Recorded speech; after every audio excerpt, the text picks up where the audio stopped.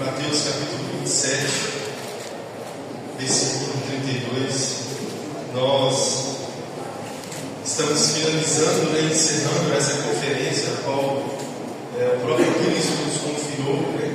Ano passado nós fizemos a primeira, esse ano, pela misericórdia do Senhor, nós estamos fazendo a segunda conferência Fascinados por Cristo. Irmãos, no sábado, nós estivemos aqui adorando o Senhor. O pastor Paulo Ricardo trouxe uma palavra, inclusive ela já está disponibilizada lá no YouTube para você ver na íntegra. Assim como hoje pela manhã o pastor Igor trouxe também uma palavra, da mesma forma está disponibilizada lá no YouTube. E quantos que foram abençoados por esse tempo aqui? Irmãos, eu tenho a plena certeza que Deus ele é maravilhoso, tem derramado a sua graça.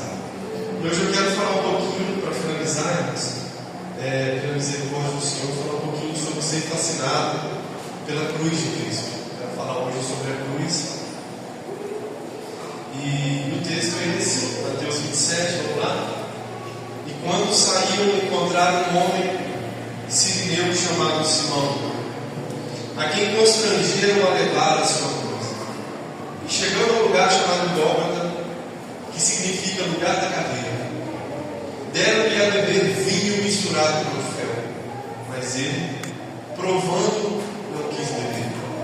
E havendo crucificado, repartiram as suas vestes, lançando sortes para que se cumprisse o que foi dito pelo profeta. Repartiram entre si as minhas vestes, sobre a minha túnica lançaram sortes. E assentados, o aguardaram ali. Por cima da sua cabeça puseram escrita a sua acusação: este é Jesus, o rei dos judeus. E foram crucificados com ele 2 salteadores, um à direita e outro à esquerda. E os que passavam blasfemavam dele, meneando a cabeça e dizendo: tu que destróis o templo e em 3 dias o reedifica, salva-te a ti mesmo, se és o Filho de Deus, desce da cruz. Da mesma maneira, também os príncipes, os sacerdotes, com os escribas e anciãos e fariseus, escarnecendo, diziam: salvou os outros, e assim mesmo não pode salvar-se. Se é rei de Israel, desça agora da cruz e creremos nele.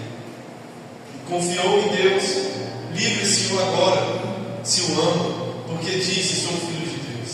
E o mesmo lhe lançaram também em rosto os salteadores que com eles estavam crucificados. E desde a hora sexta houve trevas sobre toda a terra até a hora nona. E perto da hora nona exclamou Jesus em alta voz, dizendo: Eli, lema sabachthani. Isto é, Deus meu, por que me desamparastes? E alguns dos que ali estavam, ouvindo isso, diziam: esse chama por Elias. Logo deles, correndo, tomou uma esponja e bebeu-a em vinagre, e pondo-a numa cana, dava de beber. Os outros, porém, diziam: deixe, vejamos se Elias vem livrá-lo.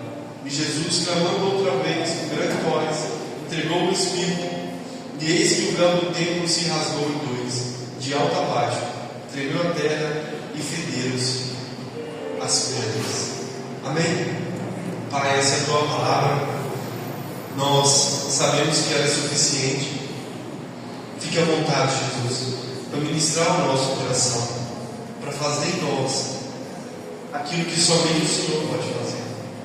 Nós cremos no teu poder, cremos na tua graça, cremos na tua glória, cremos, meu Pai, e eu aprendi que com apenas uma palavra só pode mudar a nossa história.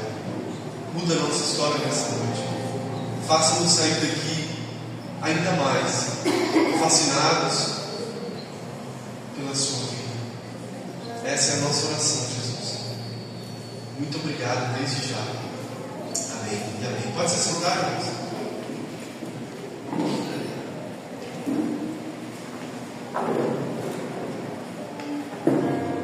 Irmãos, palavra fascinado, ela quer dizer estar extremamente atraído ou encantado ou cativado por alguém ou por algo. Obviamente, nesse caso, o termo está ligado a uma pessoa. Quem é essa pessoa? Jesus Cristo. E Jesus, irmãos, Ele precisa ser a causa do nosso fascínio. Ele precisa ser aquele ao qual nós fomos atraídos. E de verdade, tudo em Jesus nos atrai. Tudo em Jesus, tudo, definitivamente, tudo em Jesus é motivo de nos tornarmos fascinados. Poderia falar aqui hoje sobre a glória de Jesus e nós nos tornarmos ainda mais fascinados pela glória dele, pela humanidade, pelos milagres que ele fez, pelas suas palavras, pela morte, pela ressurreição de Jesus. Tudo, volto a dizer, definitivamente tudo em Jesus nos atrai. Tudo. Mas hoje, irmãos, especificamente hoje, eu quero falar sobre a cruz. E por que a cruz? Bob Sorge, no seu livro A Cruz, ele vai dizer uma frase, ele diz assim: olha, se tirarmos a cruz do Evangelho, ficamos com uma mensagem popular, mas sem poder para transformar. Se tirarmos a cruz do Evangelho, ficamos com uma mensagem popular e sem poder para transformar. A cruz, irmãos, é o coração do Evangelho. Sem cruz não há discipulado, apenas religião. E quando nós olhamos para esse texto, quando nós olhamos para aquilo que Cristo fez, quando nós olhamos para aquilo que Ele desejou para nós, porque em um certo momento Ele falou conosco que deveríamos carregar também a nossa cruz. Sim ou não?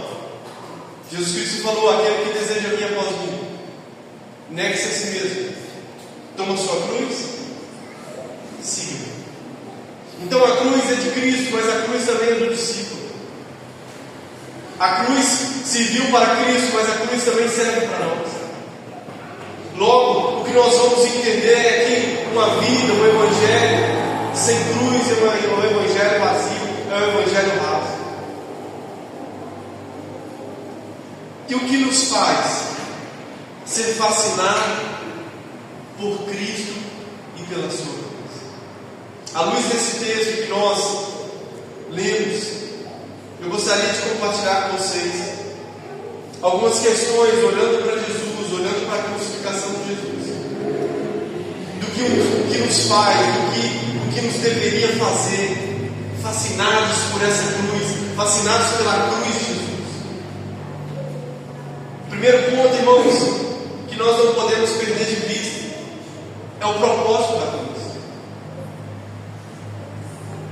O que nos deveria fazer mais fascinados ainda pela cruz, o propósito dela. Qual que é o propósito que Jesus Cristo subiu numa cruz, ou carregou, melhor dizendo, carregou uma cruz e subiu naquela cruz? Senão, a morte. E quando nós olhamos para esse texto, nós vamos ver que Jesus Cristo carregou a cruz para morrer nela. Abra sua Bíblia comigo em Filipenses, capítulo 2. Vamos ler alguns textos. Filipenses 2.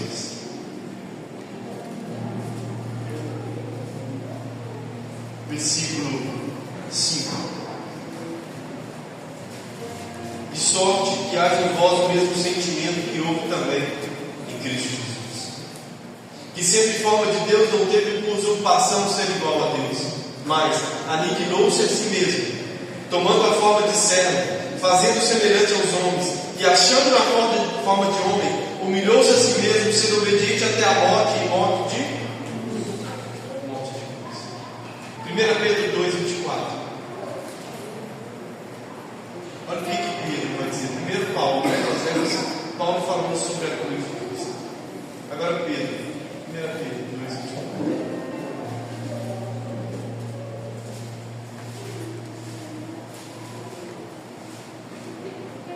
Levando Ele mesmo em seu corpo os nossos pecados sobre o madeiro, para que, mortos para os pecados, pudéssemos viver para a justiça, e pelas suas feridas fosse sarados. O que nós precisamos entender, irmãos, que o propósito da cruz é a morte.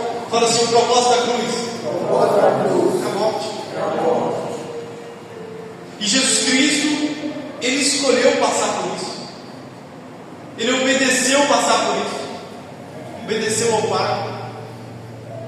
E é tão interessante que quando Ele falou conosco: olha, aquele que quiser vir após mim, negue-se a si mesmo, toma a sua cruz e siga-me. O mesmo propósito de Jesus é o nosso. Jesus Cristo estava dizendo para os discípulos: aquele que quiser vir após mim, vai ter que morrer. Aquele que quiser vir após mim, aquele que quiser ser meu discípulo, vai ter que experimentar da morte. No discipulado não vai ser diferente. No discípulo não é diferente do que no mestre. A mesma coisa, da mesma forma. Por isso que Paulo vai dizer aos Gálatas, no capítulo 2, no versículo 20: já estou crucificado com Cristo. Já não sou eu mais que vivo, mas Cristo vive. E a vida que agora vivo, não vivo na carne, mas vivo do Espírito. Irmãos, o que nos faz pensar que seguir a Jesus nós não vamos ter que morrer? Lucas 9:23, olha o que a Bíblia está dizendo. Lucas 9:23.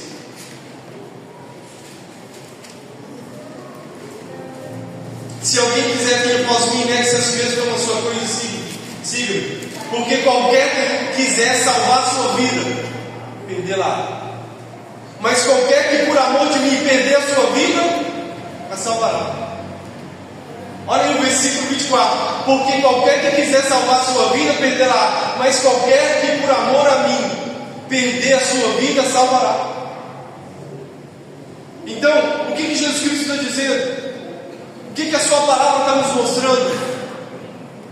Que Jesus Cristo escolheu morrer numa cruz, e nós, como discípulos, precisamos carregar a nossa cruz e morrer para as coisas do mundo. Romanos 8:36. Romanos 8:36. Como está escrito: por amor de ti, somos entregues à morte. Somos entregues o quê, irmãos? A morte todo dia. Fomos reputados como ovelha para o matador, mas em todas essas coisas, somos mais do que vencedores por aquele que nos amou. Aleluia! Glória a Deus! O que o Evangelho está me ensinando sobre o propósito da cruz? Aceite a cruz e morra. E isso precisa fascinar o nosso coração por Jesus. Isso precisa, irmãos, trazer esse fascínio pelo nosso coração, pela pessoa de Jesus, pela cruz de Cristo. Agora, uma outra coisa que nós precisamos aprender à luz desse texto. Volta lá em Mateus 27. Que a Bíblia está dizendo, irmãos, olha o que a Bíblia está dizendo, Mateus 27, versículo 32. E quando saíram, encontraram um homem sirineu que chamava Simão, a quem constrangeram a levar a sua.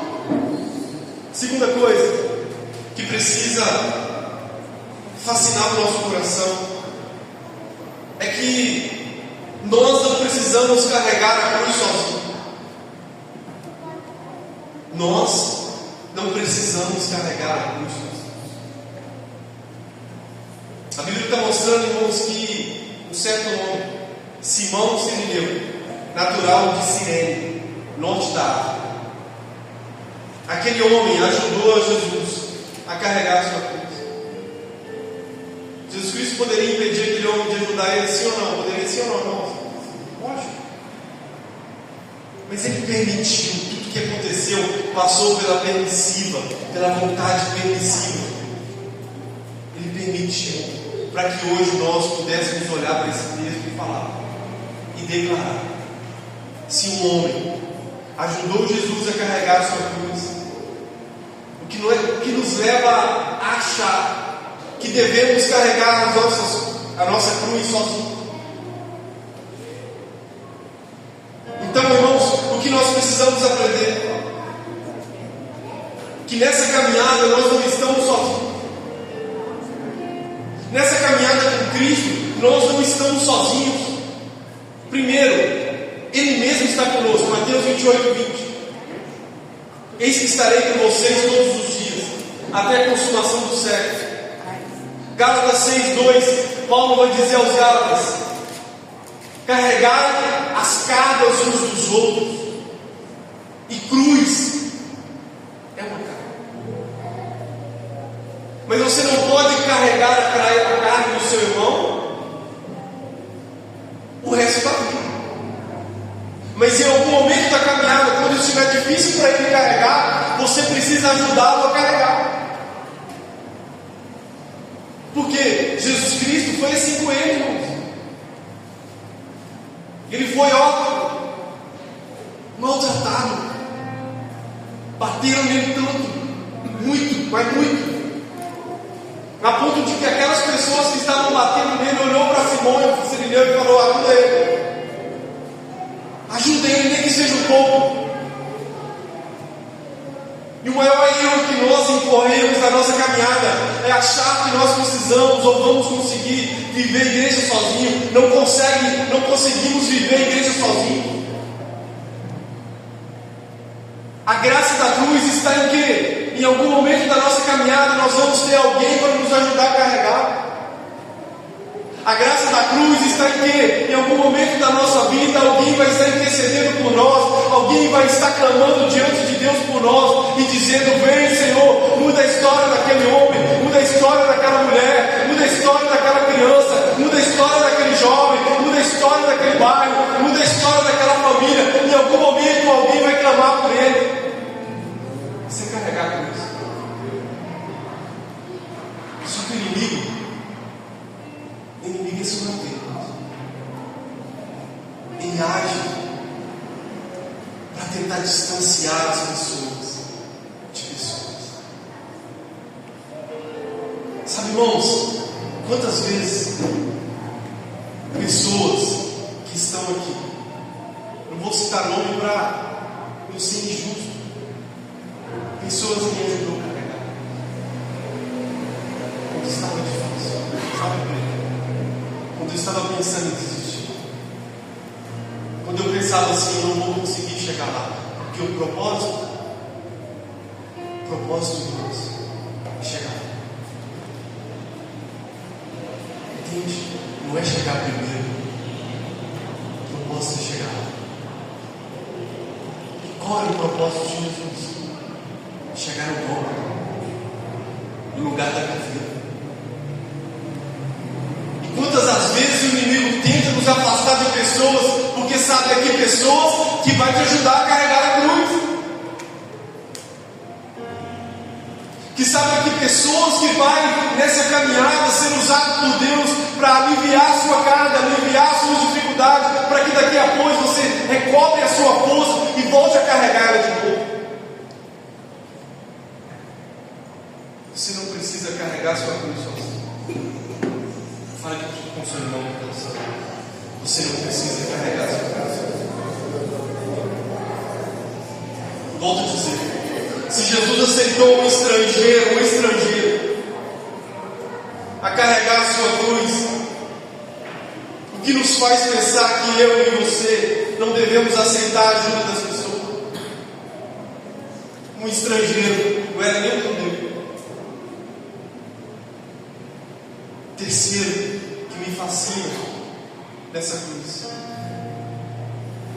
é justamente o fato de que precisamos morrer para o mundo, e no mundo, e deixar com que o mundo veja que você morreu. Morra para o mundo, mas do mundo, e deixe com que o mundo veja que você morreu. Versículo 38 e 39, a Bíblia está dizendo assim: olha, e foram crucificados com ele 2 salteadores, uma à direita e uma à esquerda, no meio de 2 ladrões. Um monte de pessoas passavam e maniavam a cabeça. Essa palavra meneando a cabeça quer dizer isso aqui, ó. Tipo assim.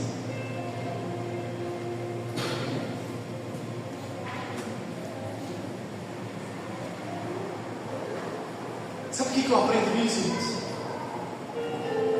Que Jesus Cristo nos chamou para viver isso da mesma forma.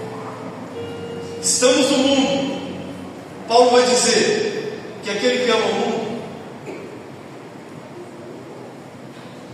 não vive a vontade do Pai.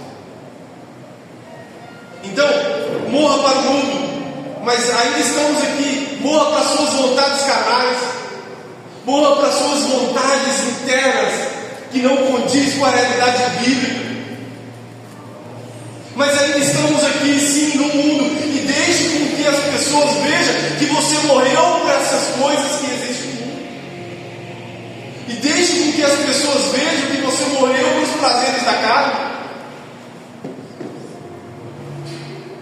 Foi isso que Jesus Cristo fez. Em algum momento, alguns podem acreditar e querer viver aquilo, outros podem não acreditar e não querer viver aquilo. A escolha é pessoal e intransferível, porque a Bíblia vai nos mostrar que aquele que estava à direita falou: Senhor, lembra-te de mim quando entrares no teu reino. Reconhecimento. Ele reconheceu quem Jesus era. O outro que estava à esquerda, se é Cristo, desce daí, deixa a gente descer também. Mas o que estava à direita, ele reconheceu quem era Jesus, quem estava do seu lado. Por quê? Porque Jesus estava morrendo no meio de tudo. Então, irmãos, o que eu aprendo com esse texto? Que a graça da cruz, o fascínio pela cruz, é que mesmo estando nesse mundo, Jesus vai nos permitir morrer para Ele. Mesmo ainda estando aqui, Jesus vai nos permitir, vai nos levar a morrer por as coisas desse mundo. Até que um dia nós possamos dizer, como o apóstolo Paulo diz: já estou crucificado. Já estou crucificado. E a vida que eu vivo, não vivo mais na carne, mas vivo no Espírito.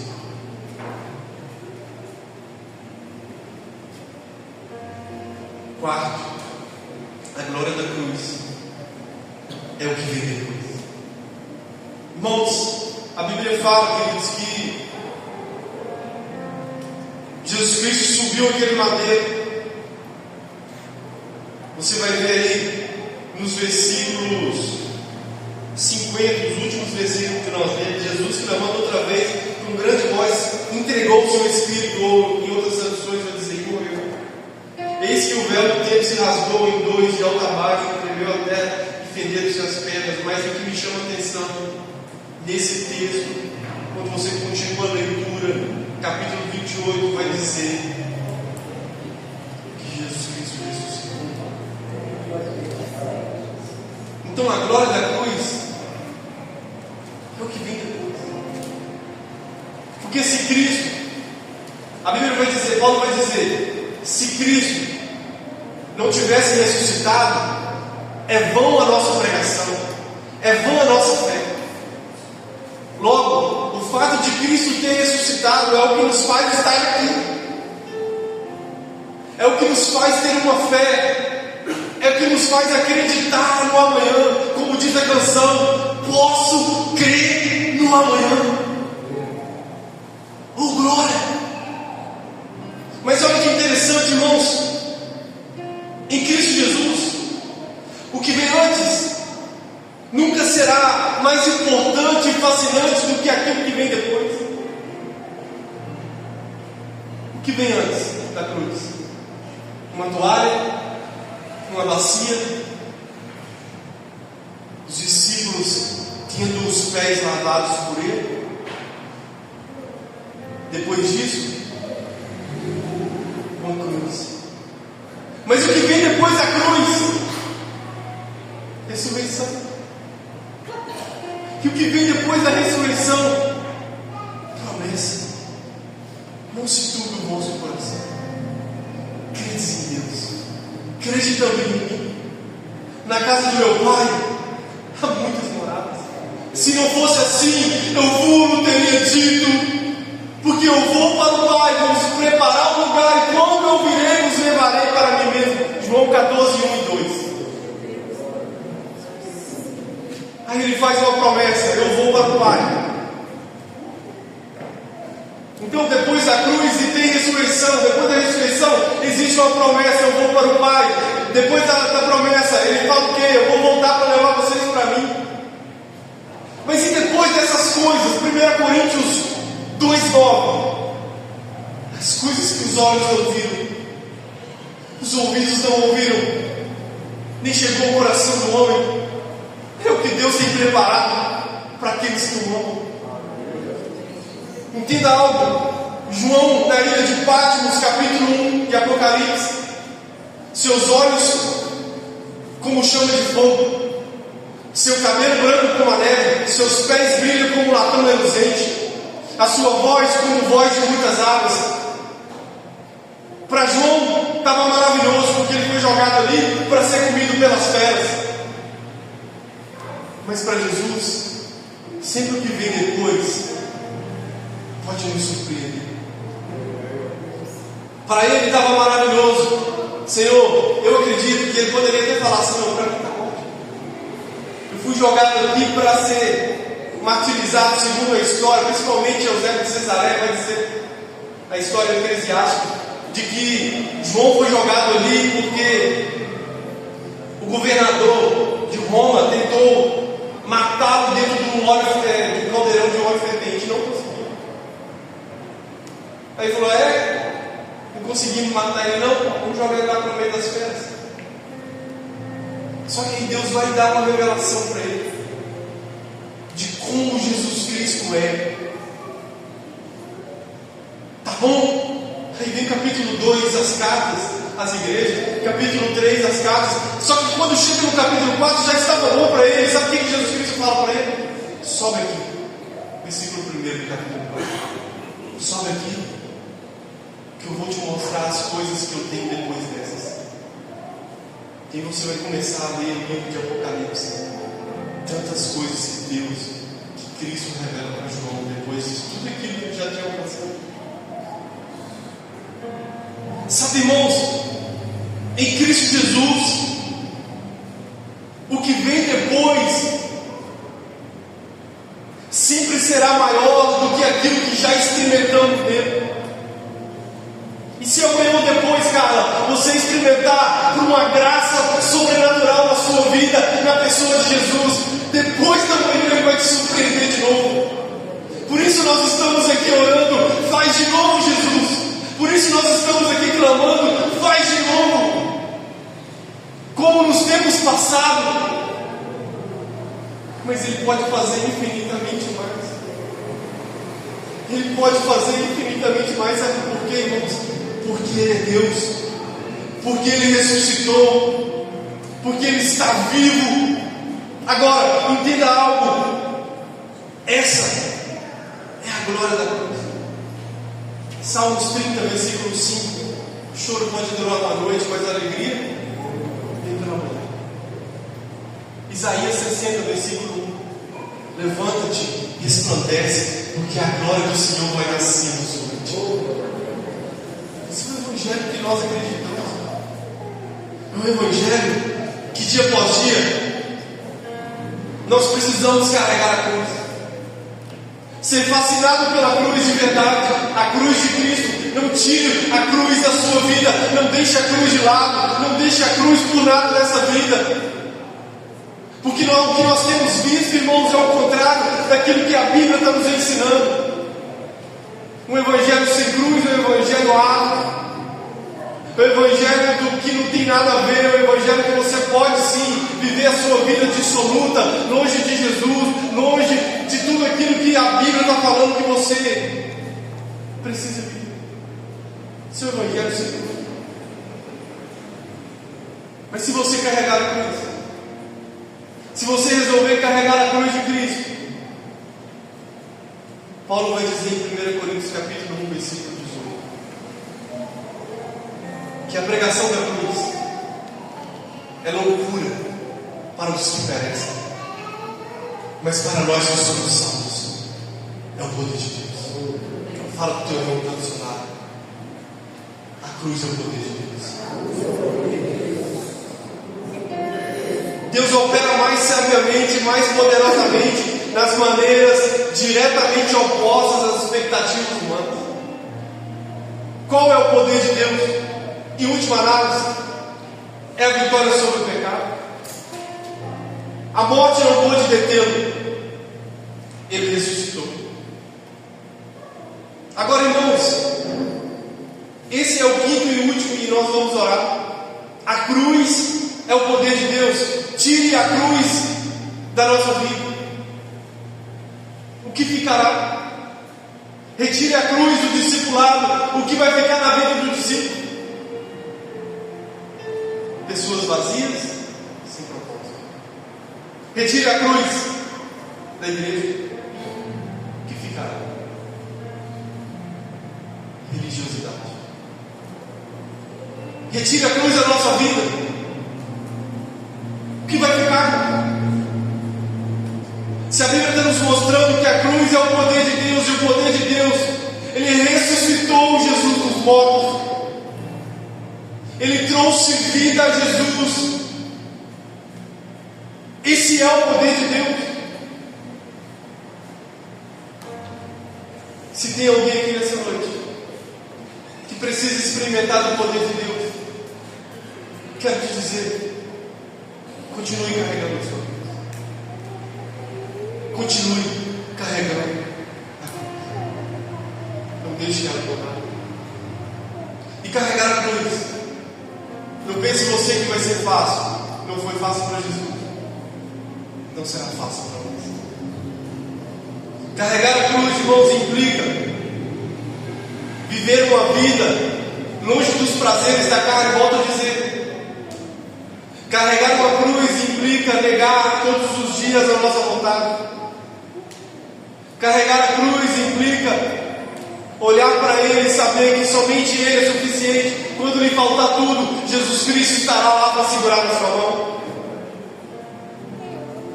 Quando te faltar resposta, como Ele mesmo disse, Eli, Eli, lama sabachthani. Deus meu, que me desamparaste. Salmo 22, ele estava recitando. Aí, irmãos, o poder de Deus virá quando nós menos imaginamos. A glória do Senhor saltará sobre nós. A glória do Senhor saltará sobre a sua casa. A glória do Senhor saltará sobre a sua família, sobre os seus entes queridos, sobre o bairro ao qual você foi inserido. A glória do Senhor saltará sobre a igreja. A glória do Senhor saltará sobre esse mundo. Sabe, queridos, toda a terra será cheia da glória de Deus. Que possamos, como igreja, sermos fascinados por Cristo e pela sua cruz. E principalmente pela sua cruz. Fique sobre seus pés. Gostaria de orar com você. Gostaria de convidar nossos amados irmãos, ministério de louvor.